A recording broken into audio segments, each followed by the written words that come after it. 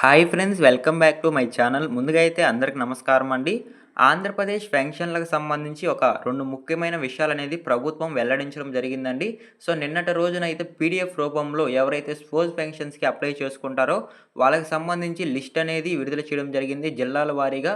అలానే ఎంతమందికి sports pension పంపిణీ చేస్తున్నారు అనేది కూడా విడుదల చేస్తున్నట్లయితే సమాచారం రావడం జరిగిందండి. అలానే జూన్ నెలకు సంబంధించి పెన్షన్‌లో కొంచెం మార్పులనేవి చోటు చేసుకున్నాయి.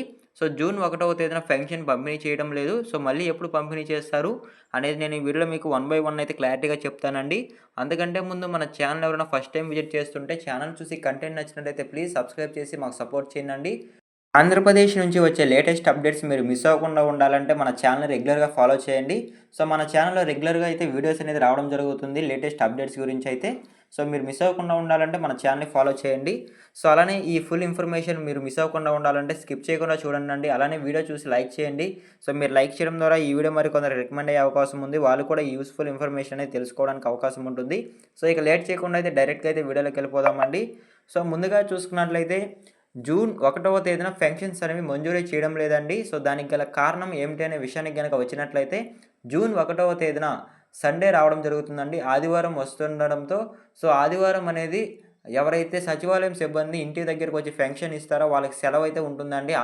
సో, దాన్ని దృష్టిలో పెట్టుకొని జూన్ 1వ తేదీ పెన్షన్ అనేది మంజూరీ చేయడం లేదండి. సో, తిరిగి ఎప్పుడు ప్రారంభిస్తారంటే సో, రేపే పెన్షన్ అనేది పంపిణీ చేయబోతున్నారండి ఆంధ్రప్రదేశ్ ప్రభుత్వంలో అయితే.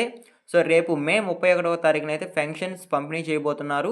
సో, మళ్ళీ తిరిగి జూన్ 2వ తేదీ అంటే సోమవారం అనేది మళ్ళీ తిరిగి పంపిణీ చేయబోతున్నారండి. సో, ఎవరైనా సరే మే 31వ తారీఖున మొదటిసారి పంపిణీ చేసినప్పుడు తీసుకోకుండా ఉంటే వాళ్ళు రెండోసారి జూన్ 2వ తేదీన పెన్షన్స్ అనేవి పొందడానికైతే అర్హులుగా ఉంటారండి. సో, ఈ 2 డేట్స్‌లో అయితే మీరు పెన్షన్ అనేది పొందవచ్చు. ఆంధ్రప్రదేశ్ ప్రభుత్వం జూన్ నెల పెన్షన్‌లకు సంబంధించి అయితే ఈరోజే అయితే మీ గ్రామ వార్డ్ సచివాలయం సిబ్బందయితే అంటే మీకు పెన్షన్ పంపిణీ చేసేవాళ్ళు బ్యాంక్ దగ్గరికి వెళ్లి పెన్షన్ నగదు అనేది విత్‌డ్రా చేసుకుంటారండి.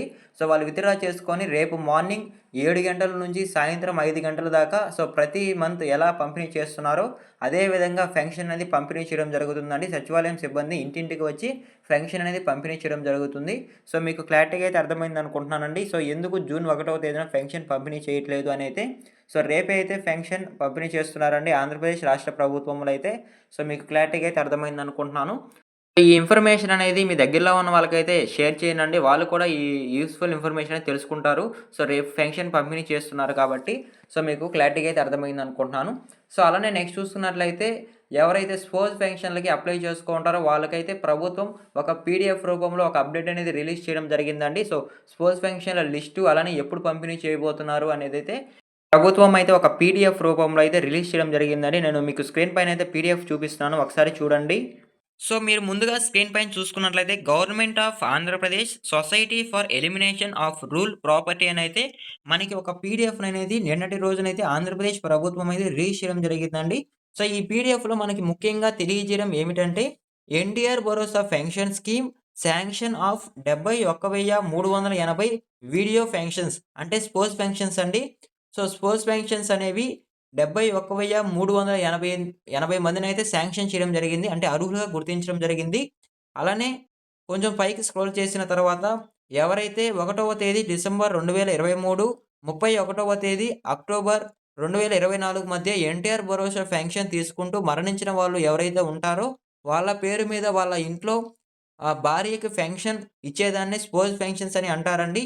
సో, ఈ స్పోర్ట్స్ పెన్షన్స్‌కి గాను ఈ మధ్య కాలంలో అంటే 2023 డిసెంబర్ 1 నుంచి 2024 అక్టోబర్ 31వ తేదీ వరకు వాళ్ళ మధ్య చనిపోయిన వాళ్ళు మొత్తంగా అయితే 89,788 మందైతే అప్లై చేసుకున్నారండి ఈ స్పోర్ట్స్ పెన్షన్స్‌కి గాను. కాకపోతే మీ గ్రామ వార్డ్ సచివాలయంలో రీసెంట్‌గా చూసుకున్నట్లయితే భర్త యొక్క డెత్ సర్టిఫికేట్, ఐడీ ప్రూఫ్ అలాంటి డాక్యుమెంట్స్ అనేవి సబ్మిట్ చేయమన్నారు. సో, సబ్మిట్ చేయకపోవడం వల్ల అయితే మే నెలలో పెన్షన్స్ పంపిణీ చేయాల్సి ఉండింది. అవనేది పోస్ట్‌పోన్ కావడం జరిగిందండి.